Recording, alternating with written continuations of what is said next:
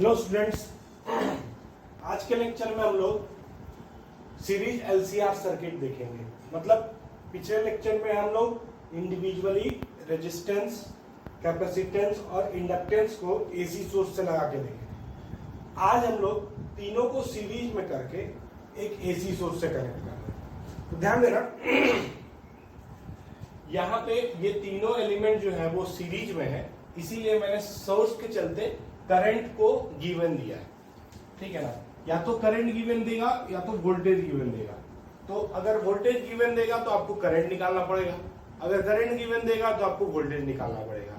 तो मैंने यहाँ पे गिवन क्या ले रखा है, करंट। उसका रीजन ये है कि ये तीनों एलिमेंट सीरीज में है, तो सीरीज में होने के चलते इन तीनों एलिमेंट में करंट क्या होगा, सेम होगा। सीरीज में हम लोग ऐसा हमेशा से पढ़ते आए हैं कि करंट क्या होता है, सेम।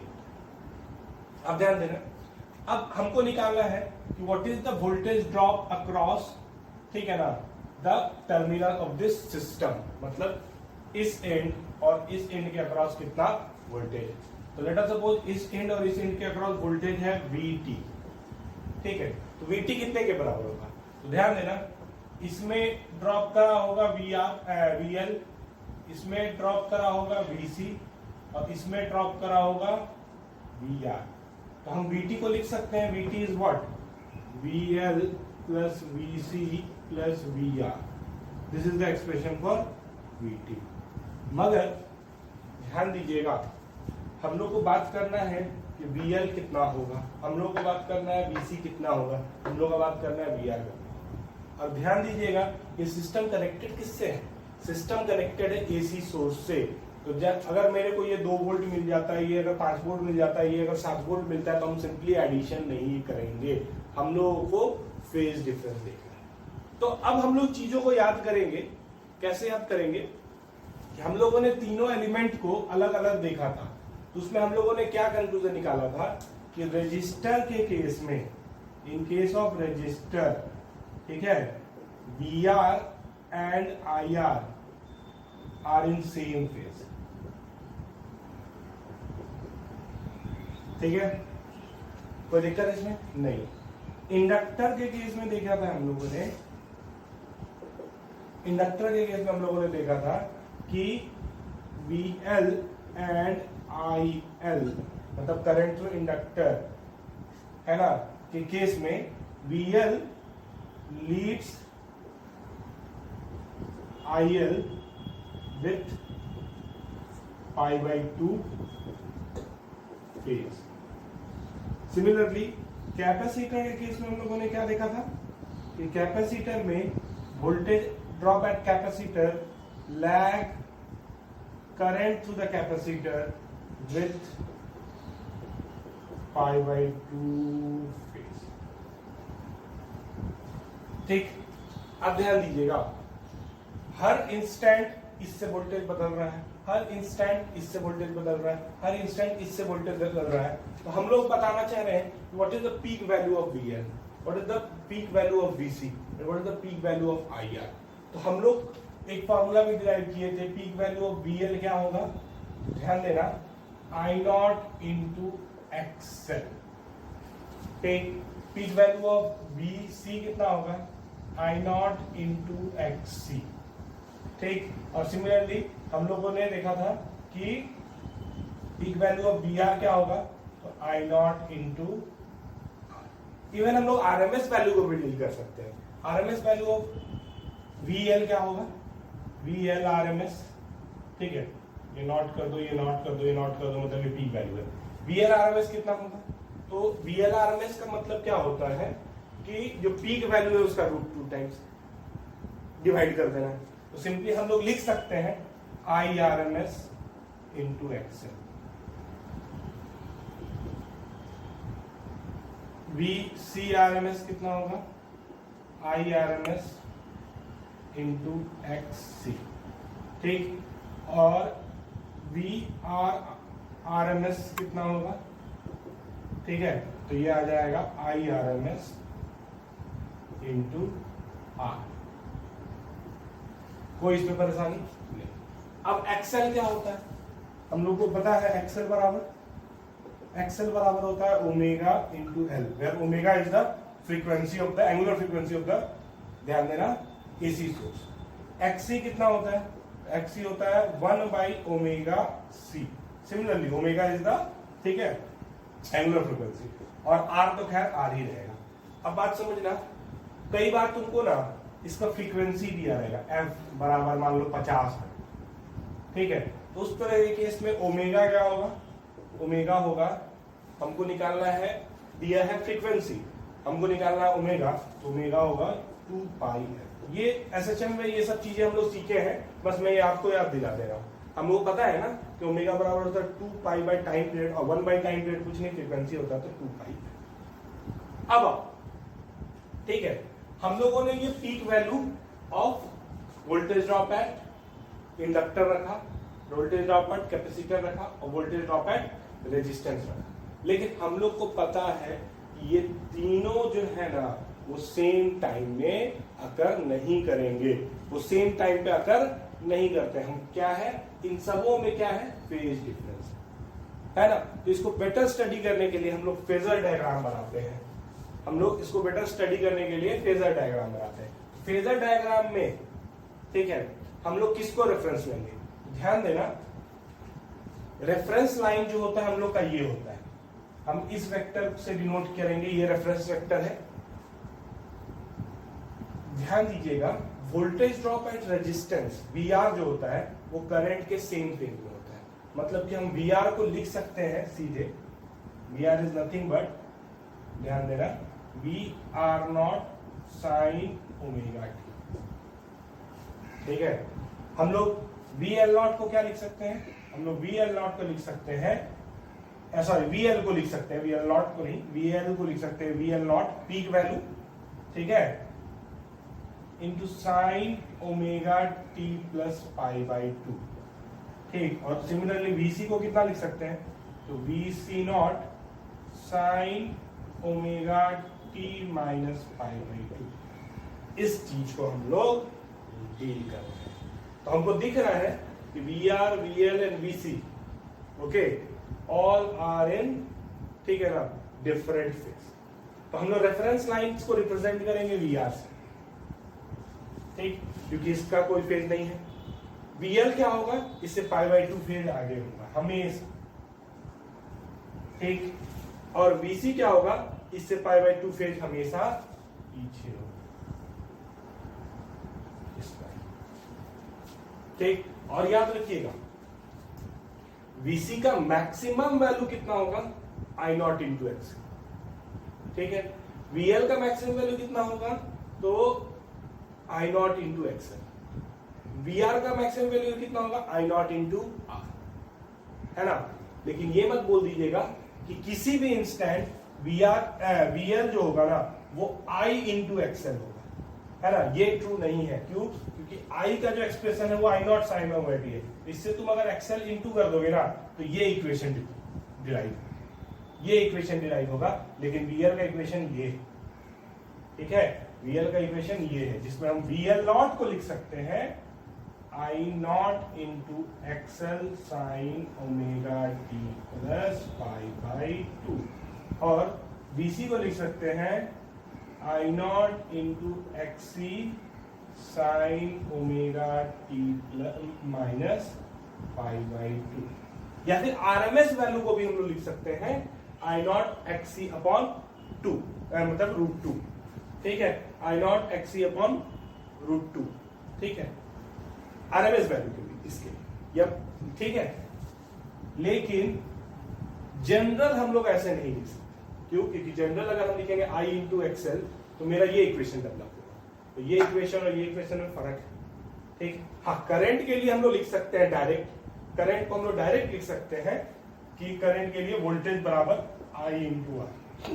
ऐसा इसलिए क्योंकि करंट और voltage in case of resistance, ठीक है, इन केस ऑफ रेजिस्टेंस है ना, सेम फेज में होता है। तो डायरेक्ट रेजिस्टेंस के लिए हम लोग आई आर, ठीक है। तो ये फेजर हम लोगों ने बनाया। अब हमको क्या निकालना है? Net voltage drop in the circuit, ठीक है। हम लोगों को क्या निकालना है? Net voltage drop in the circuit. तो हमको पता है VL ड्रॉप किया है इंडक्टेंस में, हमको ड्रॉप पता है VR ड्रॉप किया है रेजिस्टेंस में, हमको पता है VC ड्रॉप किया है कैपेसिटेंस में। अब हमको निकालना है, ध्यान दीजिएगा, तो हम इस फेजर डायग्राम को सॉल्व करेंगे। ओके, तो मैं थोड़ा सा रब कर ले रहा हूं। ये मैंने फेजर डायग्राम बनाया जिसमें VR इस डायरेक्शन में है, VC इससे 90 डिग्री पीछे, VL इससे 90 डिग्री आगे। तो हम लोग कंडीशन लिखते हैं कि when VL is greater than VR, जब VL जो है वो VC से बड़ा होगा, ठीक है। तो इस फेजर को थोड़ा सा हम मॉडिफाई करेंगे। अगर ये आर्म इस आर्म से बड़ा है, ठीक है, तो इस आर्म और इस आर्म का रिजल्टेंट, ये दोनों के बीच में कितना एंगल हो गया 180 डिग्री। तो हमको पता है अगर दो वेक्टर A और B, ठीक है, के बीच में अगर एंगल 180 डिग्री है, तो अगर A बड़ा है B से तो रिजल्टेंट होगा इधर की तरफ A माइनस B, और अगर B बड़ा है A से तो रिजल्टेंट होगा इधर की तरफ B माइनस A, ठीक है। कब? जब B बड़ा है A। तो हम क्या ले रहे हैं, ये दो वेक्टर जो है वेक्टर के जैसा डील कर रहे हैं, इन दोनों के बीच में एंगल है 180 डिग्री, और हमने बोला VL बड़ा है BC से, तो इसका मतलब इधर होगा VR, ठीक, और इधर होगा VL माइनस VC, इधर होगा VR, इधर होगा VL minus VC। Net resultant in दोनों का हम इस डायरेक्शन में ले लिए। अब इनके बीच में कितना एंगल है 90 डिग्री, तो इन दोनों का जो रिजल्टेंट होगा वो कुछ इधर होगा, जो कि इससे रेफरेंस लाइन से कुछ एंगल बना रहा होगा। लेट अस सपोज कि कोई थीटा या फाई, ठीक, फाई, और इस रिजल्टेंट का वैल्यू होगा VT, जिसको हम लोग लिख रहे थे VT। याद रखना, हम लोग VT निकालने के लिए इन तीनों का एडिशन कर रहे हैं, लेकिन क्योंकि अल्टरनेटिंग करंट का सर्किट है ये, तो इसमें VL, VR और VC इनका एडिशन हम लोग को वेक्टर एडिशन के जैसा देखना है, और वेक्टर एडिशन देखने के लिए हमको इनके बीच में फेज डिफरेंस देखना पड़ेगा, जो कि हम लोगों ने देखा। तो इसका मतलब V का वैल्यू कितना आएगा, तो VT will be nothing but root under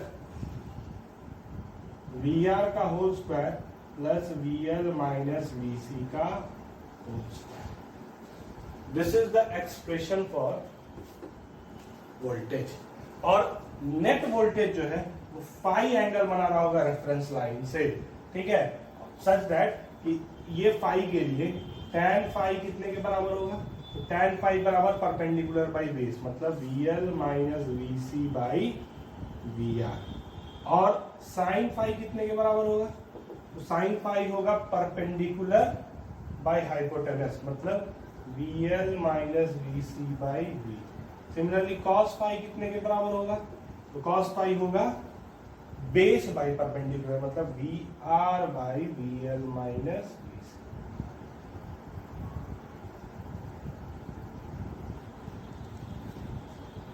ठीक है। सिमिलरली अब हमको इसका इक्वेशन लिखना है, तो हमको पता है कि वोल्टेज जो है वो VR से 5 फेज आगे है, दिख रहा है ना, तो वोल्टेज जो आएगा उसका इक्वेशन होगा V0, मतलब पीक वैल्यू, इसका पीक वैल्यू बराबर into sine omega t minus plus 5 आगे, कब आगे है, जब VL ग्रेटर देन VC था, तब 5 आगे है, ठीक है।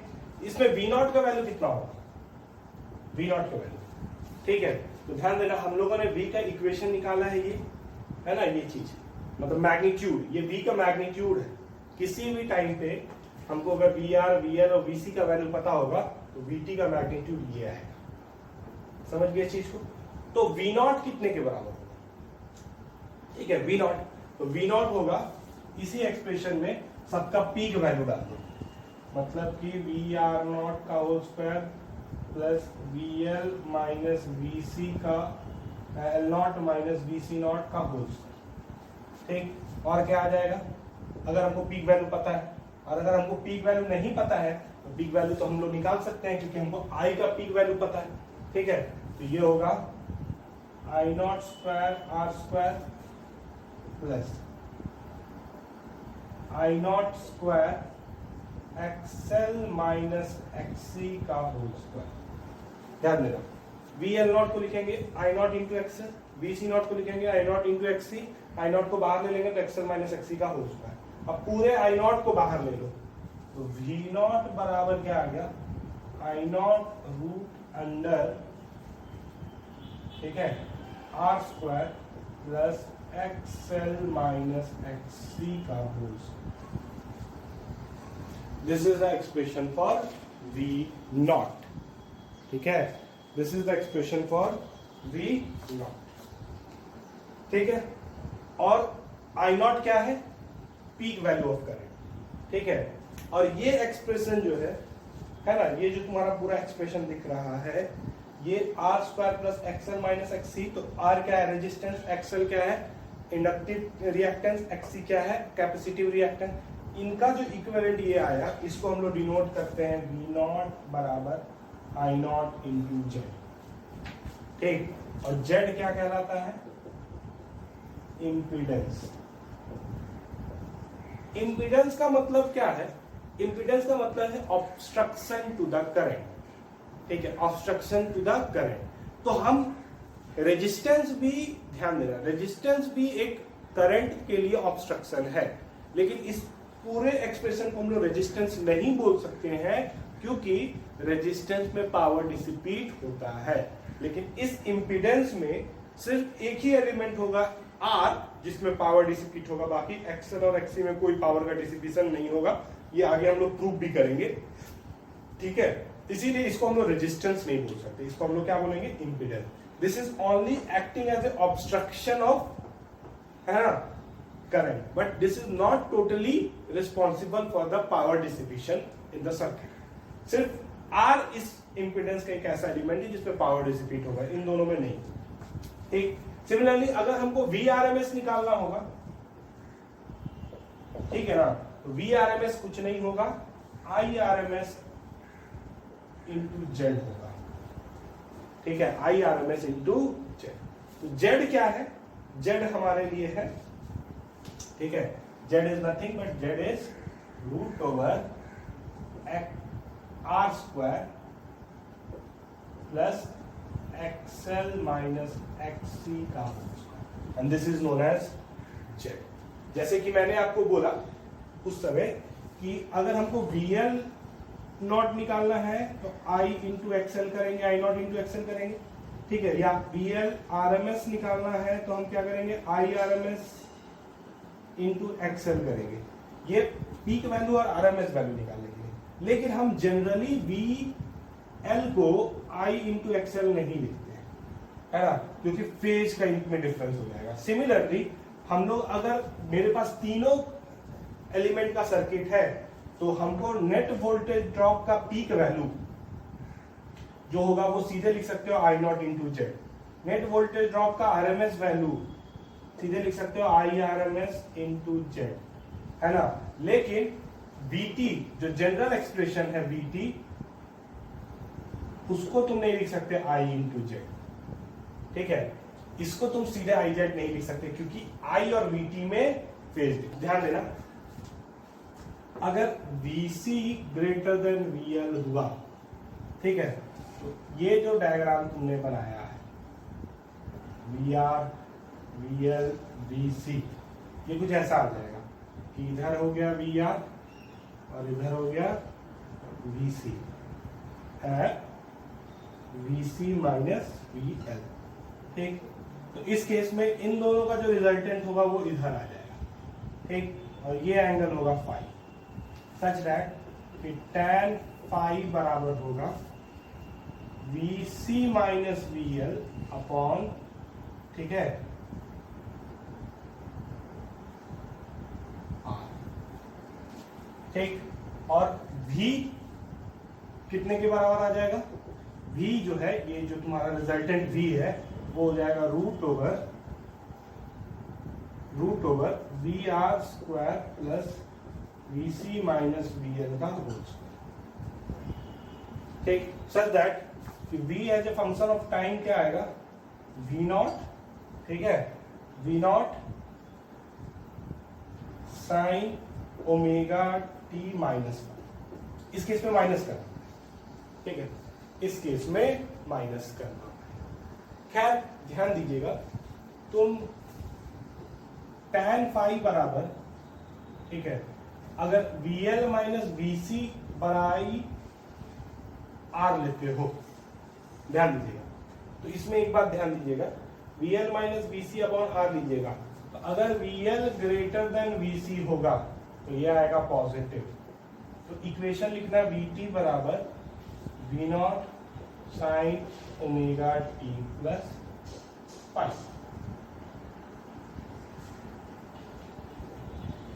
ठीक, और अगर VL छोटा हो गया VC से तो यही expression tan phi VL minus BC upon R जो है वो नेगेटिव आएगा। और ये जब नेगेटिव आ जाएगा तो इसका मतलब, ठीक है, इसका मतलब तुम ध्यान देना, इसके मैग्नीट्यूड को, नेगेटिव जब आएगा ना तो इसके मैग्नीट्यूड में को के लिए tan फाई का वैल्यू निकाल लेना।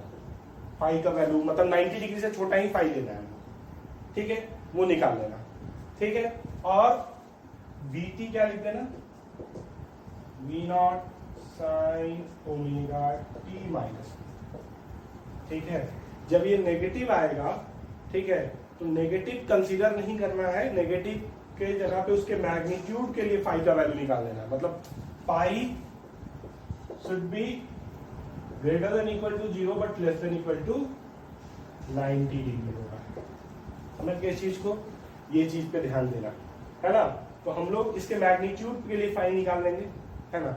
जैसे मान लो ऐसा आ जाता tan फाई बराबर √3, ये फॉर्मूला लगाने से VL माइनस BC से, तो tan फाई बराबर √3 आ जाएगा, तो हम सीधे फाई बराबर क्या लिख देंगे 60 डिग्री, तो मेरा इक्वेशन में आ जाएगा प्लस 60 डिग्री। लेकिन यही चीज आता tan फाई बराबर माइनस √3, तो तुम tan फाई बराबर √3 लेके पाई का वैल्यू लिखते 60 डिग्री, लेकिन इक्वेशन को लिखते V naught sine omega T minus 60 degree, ठीक है। और इसमें क्या लिखते V naught sine omega T plus 60 degree, ठीक है। ये हम करने के लिए, ठीक है। बाद बाकी V नॉट क्या होगा, तो इस केस भी V नॉट के लिए हम लोग पुट करेंगे, ध्यान देना, V नॉट R का whole square plus BC R का होल स्क्वायर, तो हमको फिर से मिलेगा V नॉट बराबर वही मिलेगा I नॉट इंटू जेड, और जेड बराबर होगा R स्क्वायर प्लस। एक बात ध्यान दीजिए, आप यहाँ पे XL माइनस XC का होल स्क्वायर लिखिए या XC माइनस XL का होल स्क्वायर लिखिए, दैट डजंट मैटर। ये पॉजिटिव है या नेगेटिव है, इसका स्क्वायर तो हमेशा पॉजिटिव ही रहेगा ना। तो इसीलिए जेड के वैल्यू में चाहे ये कंडीशन हो चाहे ग्रेटर देन वाला का कंडीशन हो, कोई फर्क नहीं पड़ने वाला, जेड वही आएगा। V नॉट का वैल्यू यही होगा, V RMS का वैल्यू भी होगा IRMS इंटू जेड, ठीक है। कोई दिक्कत इसमें नहीं, ठीक। तो ये तरीका आप लोगों को दिखता है। अब इस रिजल्ट को थोड़ा सा और हम मॉडिफाई करते हैं।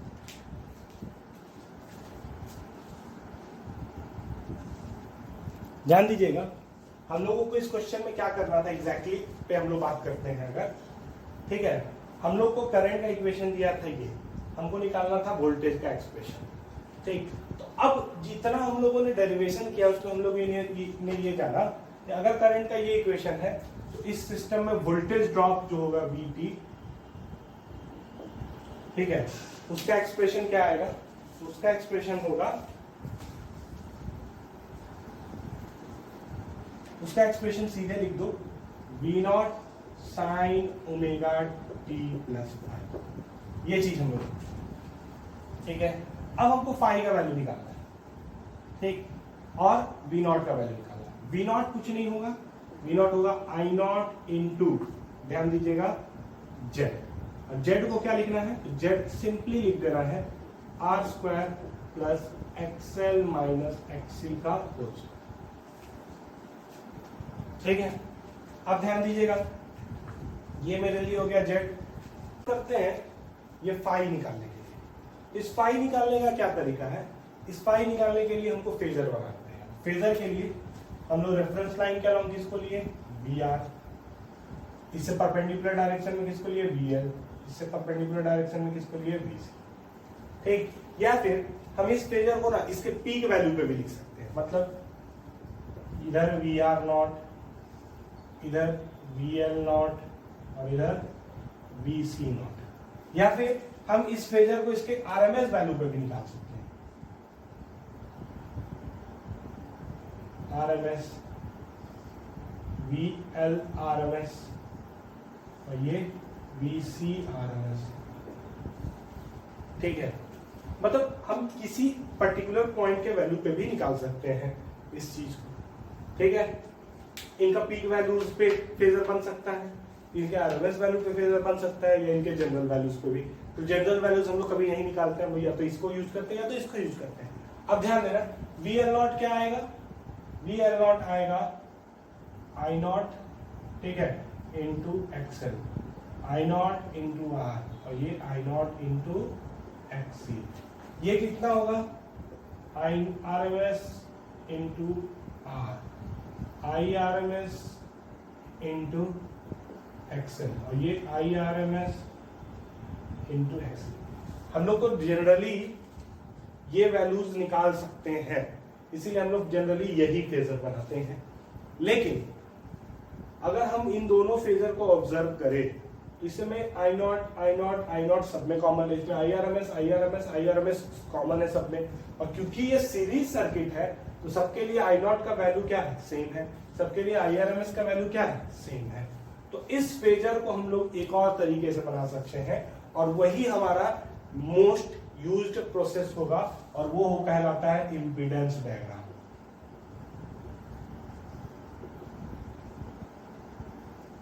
क्या है भाई इम्पीडेंस डायग्राम? तो हम ये जो वेक्टर है ना, उसको हम लोग रिप्रेजेंट करेंगे आर से, आर फॉर रेजिस्टेंस। ये जो वेक्टर है इसको हम लोग रिप्रेजेंट करेंगे एक्सएल से, और ये जो रिप्रेजेंट है हम लोग इसको रिप्रेजेंट करेंगे एक्सएल। याद रखना, हम लोग इसको ऐसे ट्रीट कर रहे हैं कि इंडक्टिव रिएक्टेंस जो है वो रेजिस्टेंस से π/2 फेज लीड करता है, ठीक, और कैपेसिटिव रिएक्टेंस जो है वो रेजिस्टेंस से π/2 फेज लैग करता है। तो ये इंपीडेंस डायग्राम हमारा बन गया। ठीक है, अब विथ गिवन कंडीशन हम लोग का अगर एक्सएल बड़ा होगा एक्सी से, ठीक है, तो ये कैसा हो जाएगा मेरा, ये आर हो जाएगा और ये एक्स हो जाएगा, एक्स बराबर एक्सएल माइनस एक्ससी। ठीक, तो इन दोनों का रिजल्टेंट किधर आएगा, इधर आएगा। जैसे वेक्टर को डील कर रहे हैं वैसे ही इनको भी हम डील कर रहे हैं। ठीक है, और इन दोनों के जो रिजल्टेंट होंगे उन्हीं को हम बोलेंगे जेड, जेड फॉर इम्पीडेंस। और जेड क्या होगा, तो इसका और इसका इनके बीच में एंगल 90 डिग्री है ना, तो R square plus XL minus XC का होल स्क्वायर। और ये जो एंगल है फाई, हमको तो यही फाई चाहिए। ठीक है, ये हो जाएगा tan फाई बराबर x by R, that is XL minus XC by R. ठीक, अगर हमको ये फाई पता है तो इसके लिए साइन फाई क्या होगा, साइन फाई होगा x बाई जेड। ठीक, और cos फाई कितना होगा, r by base by hypotenuse, Z जो है वो हाइपोटेनस। सिमिलरली अगर एक्सी बड़ा हो गया एक्सएल से, तो ये फेजर मेरा ऐसा हो जाएगा आर, ये मेरा ऐसा हो जाएगा एक्स, एक्स की जगह पे लिखेंगे एक्स सी माइनस एक्सएल, और रिजल्टेंट ये होगा जिसको जेड ही बोलोगे। जेड इस केस में एक्सप्रेशन वाइज तो ये आएगा,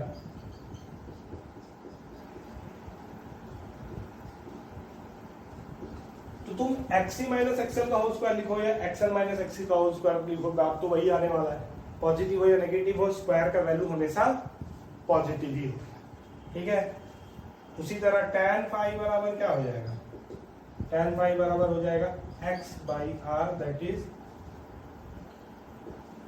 is XC minus XL by, बाद बाकी भी ऐसे ही लिखेंगे। तो फर्क दोनों में क्या पड़ेगा, बस इस केस में vt का जो इक्वेशन आएगा वो हो जाएगा v नॉट जो कि है I not into Z sine omega T plus phi. अब इस केस में वी टी का जो इक्वेशन आएगा आ जाएगा V naught sine omega T minus phi, मतलब रेफरेंस लाइन से फाइव फेज लैग का है। ठीक है, तो ये जो डायग्राम है ना, ये हम लोग यूज कर सकते हैं सीधे इम्पीडेंस डायग्राम से।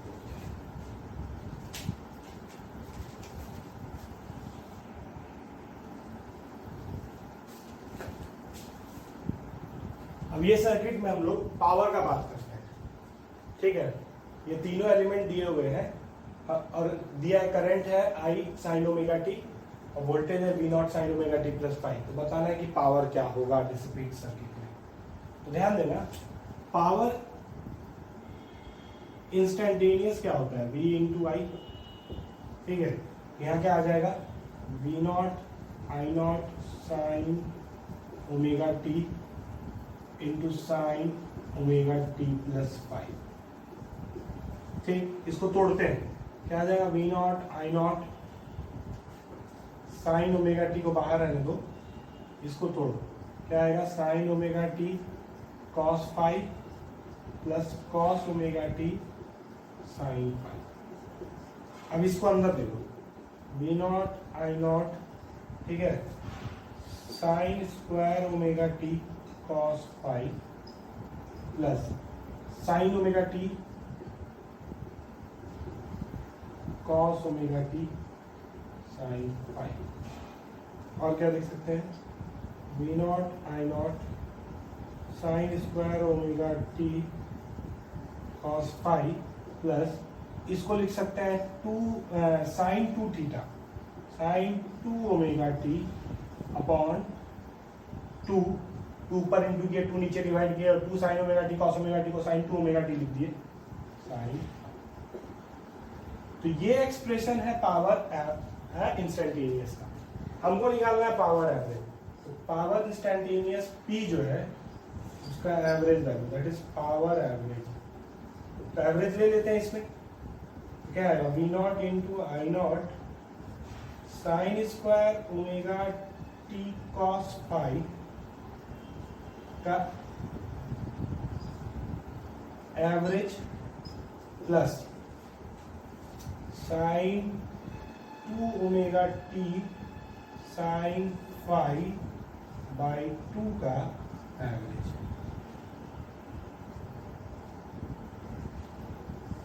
ठीक, वी नॉट आई नॉट तो एक पर्टिकुलर पॉइंट का वैल्यू है तो इसको बाहर ले लिए। अब कॉस फाइव, फाइव क्या है, इन दोनों के बीच का फेज डिफरेंस जो कि कांस्टेंट होता है। ठीक है, तो फाइव एक कांस्टेंट है तो कॉस फाइव भी एक कांस्टेंट है, तो हमको सिर्फ एवरेज इसका निकालना है। कांस्टेंट वैल्यू का एवरेज हमेशा कांस्टेंट रहता है, तो हमको सिर्फ एवरेज निकालना है साइन स्क्वायर ओमेगा टी। तो साइन स्क्वायर ओमेगा टी का एवरेज वैल्यू कितना होगा 1/2। तो पी एवरेज बराबर आएगा V not I not into cos five by two. Cos five को बाहर लिए, साइन स्क्वायर ओमेगा टी का एवरेज वैल्यू 1/2 हो गया। ठीक है, कॉस फाइव कांस्टेंट है तो इसका एवरेज वैल्यू कॉस फाइव ही रहेगा। ठीक, प्लस इसका एवरेज क्या वैल्यू होगा, तो हमको साइन फाइव बाई टू का एवरेज वैल्यू नहीं निकालना, हमको निकालना है साइन टू ओमेगा टी का वैल्यू। तो साइन टू ओमेगा टी मतलब कि साइन थीटा हो गया कुछ। ठीक है, और साइन थीटा का एवरेज वैल्यू 0 होता है, मतलब इस वाले का एवरेज वैल्यू 0 हो जाएगा। साइन टू ओमेगा टी हो, साइन फोर ओमेगा टी हो, साइन एट ओमेगा टी हो, पूरे कंप्लीट साइकिल के लिए इसका एवरेज वैल्यू हमेशा 0 ही होगा। ठीक है, तो मेरे लिए पी एवरेज बचा क्या, बचा V not into I not into cos five by, जिसको हम लोग लिख सकते हैं V R M S I R M S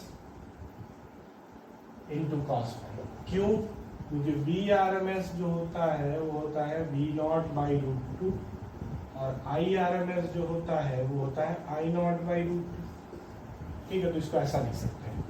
तो पावर एवरेज या तो V not I naught by two into cos five या फिर V R M S I R M S cos five. यहाँ पे कॉस फाइव जो होता है वो कहलाता है पावर फैक्टर। और हम अगर इम्पीडेंस डायग्राम देखें, इम्पीडेंस डायग्राम देखें तो ये होता है आर, ये होता है एक्स, ये होता है जेड और ये होता है फाइव। होता है ना, चाहे नीचे हो चाहे ऊपर। तो cos फाई का वैल्यू कितना आता है? cos फाई का वैल्यू आता है r/z। ठीक है, हम इस पूरे एक्सप्रेशन को मिटा दे रहे हैं, बाद बाकी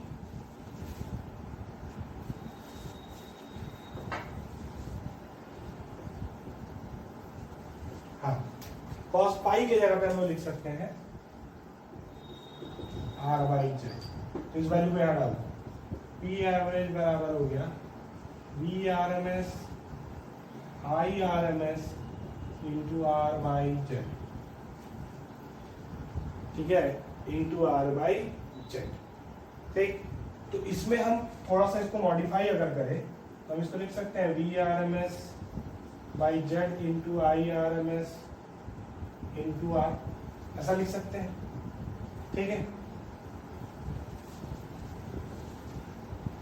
अब आओ, VRMS बाई z कितना होगा? IRMS होगा। मैंने पहले भी बताया है कि VRMS कुछ नहीं है, IRMS इंटू z है इस सर्किट के। तो IRMS can be written as VRMS upon z। ठीक, तो इस एक्सप्रेशन को हम लोग क्या लिख देंगे? IRMS इंटू IRMS मतलब IRMS का स्क्वायर इंटू r। तो आपको यहाँ पे देख के क्या पता चला? यहाँ पे ये पता चला कि LCR सर्किट में पावर सिर्फ और सिर्फ रेजिस्टेंस में डिसिपेट हो। ठीक है, हम अगर इस सर्किट का एवरेज पावर निकालना चाहेंगे, पावर एवरेज जो होगा, ठीक है, पावर एवरेज जो होगा उसको हम लोग सीधे लिखेंगे।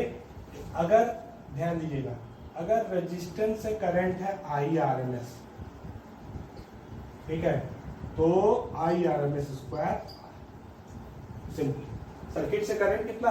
I, तो उसका RMS वैल्यू कितना होगा? IRMS, तो IRMS स्क्वायर इंटू r, या फिर सीधे लिख सकते हो I0 स्क्वायर r/। सिर्फ और सिर्फ पावर डिसिपेट हो रहा है तुम्हारा किसमें? सर्किट में सिर्फ रेजिस्टेंस। कैपेसिटर और इंडक्टर में कोई पावर का डिसिपेशन नहीं।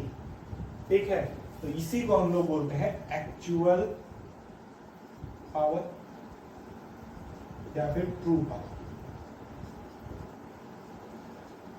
एसी में हम लोग ना 3 तरह के पावर को डील करते हैं, थोड़ा समझते हैं वो क्या है 3 तरह के पावर। सर्किट में अगर हम करंट और वोल्टेज का, ध्यान दीजिएगा, फेजर डायग्राम बनाए तो करंट और वोल्टेज का, तो सर्किट का करंट अगर हम इधर ले रहे हैं I, ठीक, IRMS को ही कंसीडर करते हैं। ओके, तो वोल्टेज जो होगा, अगर VL बड़ा होगा VC से, तो नेट वोल्टेज इधर होगा पाई। ठीक, या फिर IRMS इधर है, अगर VC बड़ा है VL से, तो नेट वोल्टेज इधर होगा। ठीक है, कितने एंगल पे? पाई। तो याद रखना, ये जो फाई दिख रहा है वो करंट और वोल्टेज के बीच का फेज डिफरेंस भी है ना। तो सर्किट में अगर करंट है I, ठीक, और वोल्टेज है V, तो हमारे दिमाग में पावर एवरेज आएगा, ठीक, VRMS इंटू IRMS। ठीक है, VRMS इंटू IRMS, ये हम लोग हमारे दिमाग में आएगा। ठीक है, लेकिन हम, क्योंकि हम लोग पढ़ते आ रहे हैं VI, लेकिन हम लोगों ने अभी डिराइव किया, हमारे लिए P कितना आया? VRMS into IRMS into cos. समझ गए चीज को? ठीक है, तो इसको हम लोग बोलते हैं apparent power. This is not true power. हम लोग सर्किट में अज्यूम करते हैं कि सर्किट में नेट वोल्टेज ड्रॉप जो है वो VRMS है, ठीक है, और सर्किट में नेट करंट जो है वो IRMS है ना। तो हम लोग के लिए पावर एवरेज क्या हो जाएगा? VRMS into IRMS। लेकिन नहीं, इस VRMS में से कुछ हिस्सा तो यहाँ भी ड्रॉप कर रहा है ना। ठीक है, हम लोग क्या बात कर रहे हैं कि सर्किट में सिर्फ और सिर्फ पावर डिसिपेट रेजिस्टेंस में करेगा, इन दोनों में नहीं करेगा। तो ये वाला जो पावर हम लोग लिखते हैं, इसको हम लोग एपरेंट पावर बोलते हैं। ठीक है, तो अगर हम लोग को कभी भी एपरेंट पावर निकालने के लिए बोलेगा ठीक है। कभी कभी अपेरेंट पावर निकालने के लिए बोलेगा तो हम लोग क्या करेंगे, VRMS इंटू RMS। और पावर का यूनिट क्या होता है, हम लोग अभी तक पावर का यूनिट पढ़ते आए हैं वाट, है ना, वाट पढ़ते आए हैं। लेकिन अगर हमको अपेरेंट पावर निकालने बोलेगा तो अपेरेंट पावर का हम लोग यूनिट लिखेंगे वोल्ट एम्पीयर, मतलब कि VA। ठीक, ये जो है हमारा ट्रू पावर है, ठीक है, ये हमारा है ट्रू पावर, मतलब VRMS into IRMS into cos phi. इसका यूनिट हम लोग लिखेंगे वॉट, दिस इज वॉट, ठीक है। तो ये हमारा वॉट है। लेकिन एपरेंट पावर और ट्रू पावर के अलावा एक और पावर हम लोग के लिए होगा, वो होगा रिएक्टिव पावर। क्या है भाई रिएक्टिव पावर? तो हम लोग इसको कुछ वेक्टर के जैसा ऐसा डील कर रहे हैं कि मान लो ये करंट है IRMS, ये वोल्टेज है VRMS, दोनों के बीच में फेज डिफरेंस कितना है फाई। तो हम IRMS को रिजॉल्व कर देते हैं। एक कंपोनेंट ये होगा, ठीक, और एक कंपोनेंट ये होगा। हम क्या बोल रहे हैं कि अगर हम IRMS, नेट IRMS और VRMS का प्रोडक्ट करेंगे तो हमको मिलेगा एपरेंट पावर, जिसका यूनिट होगा वोल्ट एम्पीयर। जब हम IRMS का component along VRMS, that is IRMS cos phi का प्रोडक्ट करेंगे, ठीक है, VRMS into IRMS cos phi करेंगे तो हमको जो मिलेगा पावर वो ट्रू पावर। तो याद रखना ट्रू पावर क्या है, VRMS into IRMS component along the VRMS, ठीक। और अगर हमको IRMS का परपेंडिकुलर कंपोनेंट और VRMS को प्रोडक्ट करेंगे तो ये क्या आएगा, पावर बराबर रिएक्टिव पावर, और ये हो जाएगा VRMS into IRMS into sine, ठीक है। तो ये सिर्फ और सिर्फ दिखता है एज ए एक्सप्रेशन, ये होता नहीं है ना। इस तरह का पावर कभी भी सर्किट में लॉस नहीं एक्ट करेगा, सिर्फ ये एक्सप्रेशन में दिख रहा है बट ये एग्जिस्ट नहीं करता। तो हम लोगों ने क्या किया, हमें करंट को दो कंपोनेंट में डिराइव किया। एक कंपोनेंट हो गया IRMS cos फाई, एक कंपोनेंट हो गया IRMS sin फाई। तो करंट के ये दो कंपोनेंट में इस कंपोनेंट के चलते एक्चुअल पावर लॉस हो रहा है,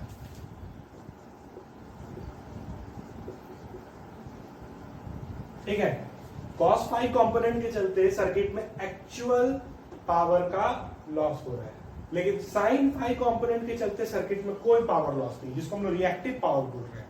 इसीलिए IRMS sin फाई तो हम लोग वॉट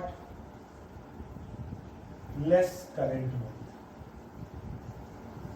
क्या बोलते हैं, वॉटलेस। कई बार क्वेश्चन में पूछ देगा फाइंड द वॉटलेस करंट, तो IRMS इंटू साइन फाई हमको निकाल देना है, ये होगा ये वॉटलेस करंट, ठीक है। अब ध्यान दीजिएगा, वॉटलेस करंट, अब ये वाला जो रिएक्टिव पावर है ना, इसका यूनिट क्या होगा, इसका यूनिट होगा VAR, मतलब volt ampere reactive, volt ampere reactive, ये होगा इसका यूनिट, ठीक।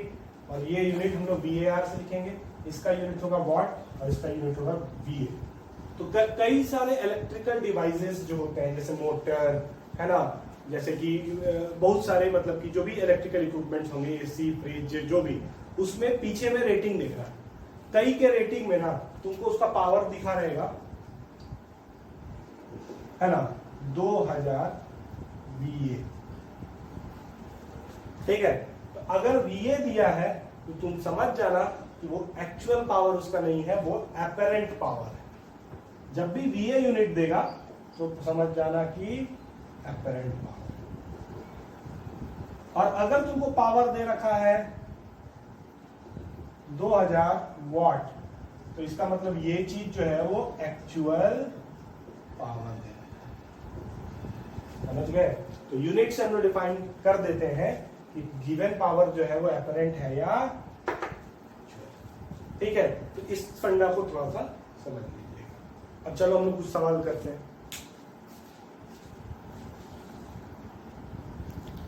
अब ये क्वेश्चन देखो, सिंपल एलसीआर सर्किट दिया है जिसमें करंट का एक्सप्रेशन दिया है 20 sin omega T plus 30 degree ampere.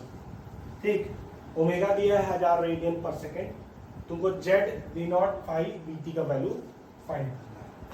तो सबसे पहले हम लोग जेड फाइंड करने के लिए एक्सएल फाइंड करेंगे। एक्सएल क्या होगा? Omega L. ओमेगा कितना है? 1000। एल कितना है? 0.9। कितना आ जाएगा? 900 ओम। याद रखना इनका भी यूनिट ओम ही होगा। फिर फाइंड करेंगे एक्सी। एक्सी क्या होता है? 1 बाई ओमेगा एल। एक्सी बराबर होगा 1 by 1000 into 2 into 10 to the power minus 6, 2 micro farad. ठीक, तो ये कितना हो जाएगा? 2000, सॉरी ये 2000 और ये 10 टू पावर माइनस 6 मतलब 0.5 by 10 to the power minus 3 मतलब ये 500 हो जाएगा ओम। और आगे बढ़ो, आर कितने के बराबर है? आर तो 300। तो हम सबसे पहले फाइंड कर रहे हैं जेड। तो जेड होगा root over R square plus XL minus XC का होल स्क्वायर। तो यहाँ पे दिख रहा है कि एक्सएल जो है वो एक्सी से बड़ा ही है। खैर इस एक्सप्रेशन में कोई फर्क नहीं पड़ेगा। तो ये कितने के बराबर आ जाएगा? 300 का स्क्वायर प्लस 400 का स्क्वायर, तो देव तुमको दे देगा 500। ठीक, अब तुमको चाहिए वी नॉट। वी नॉट जो होगा आई नॉट इंटू जेड मतलब 20 इंटू 500 मतलब कि 2 5 10, 10,000 वोल्ट। ठीक, तुमको आरएमएस वैल्यू चाहिए होगा तो वी आरएमएस, तो या तो तुम आई आरएमएस इंटू जेड करो, है ना। लेकिन यहाँ पे हम अगर वी नॉट का वैल्यू निकाल दिए तो वी नॉट बाई रूट 2 या आई आरएमएस का वैल्यू होगा। अब तुमको वीटी चाहिए, तो वीटी जो होगा वो होगा V naught sine omega T plus 30 degree plus 5। ध्यान दीजिएगा पहले से ही यहाँ पे 30 डिग्री अहेड है। ये रेफरेंस लाइन से ये 30 डिग्री पहले से ही आई जो है वो अहेड है। ठीक, तो ये फाई जो है वोल्टेज का ये आई से आएगा, तो रेफरेंस लाइन से ये 30 प्लस पाई आ जाएगा। तो इसीलिए sign omega T plus 30 plus pi करना होगा। और फाई कितना होगा? तो tan फाई बराबर होता है, tan फाई बराबर कितना होता है जी? x by R. x कितना है? 400 बाई आर कितना है? 300, तो ये 4/3 आएगा। tan फाई बराबर आ जाएगा 4/3, फाई बराबर आ जाएगा 53 डिग्री। डाल दो तो b का वैल्यू निकल जाएगा। अब बात करना है हमको पावर का। ठीक है, तो पावर VA दिया है ना। तो पावर VA जो होगा वो सिंपल सा लैंग्वेज में, ठीक है, ये एपरेंट पावर पूछ रहा है। पावर एपरेंट बराबर होगा I R M S into V R M S, या फिर V not I naught by 2 लिख दो। कितना आएगा? वी नॉट का वैल्यू है तुम्हारा 10,000, आई नॉट का वैल्यू है तुमको 20, इंटू कर दो आ जाएगा पावर। ठीक है, ट्रू पावर। तो ट्रू पावर निकालने का तरीका क्या है? P not I naught by 2 into cos five, जिसको तुम लिख सकते हो power apparent into cos five. ठीक, या फिर सीधे कर सकते हो आई नॉट स्क्वायर बाई 2, क्योंकि हमने क्या बताया था, सिर्फ और सिर्फ पावर किस पे डिसिपेट होता है? रेजिस्टेंस में। तो आई नॉट स्क्वायर कितना हो जाएगा? 20 का स्क्वायर मतलब कि 400/2 इंटू आर कितना है? आर है 300। ठीक है, तो ये 2, ये हो जाएगा 3, तो 6।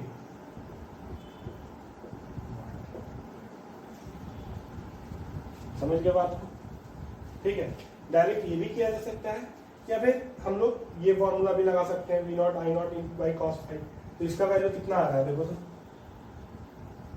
इसका वैल्यू आ रहा है, ये 10,000 है और ये 20 है, तो 2 इंटू 10 टू द पावर, यहाँ पे 4 और यहाँ 1, 5, वो है v है अपॉन 2, तो ये तुम्हारा आ जाएगा 10 टू द पावर 5 वाट। ठीक, अब हमको निकालना है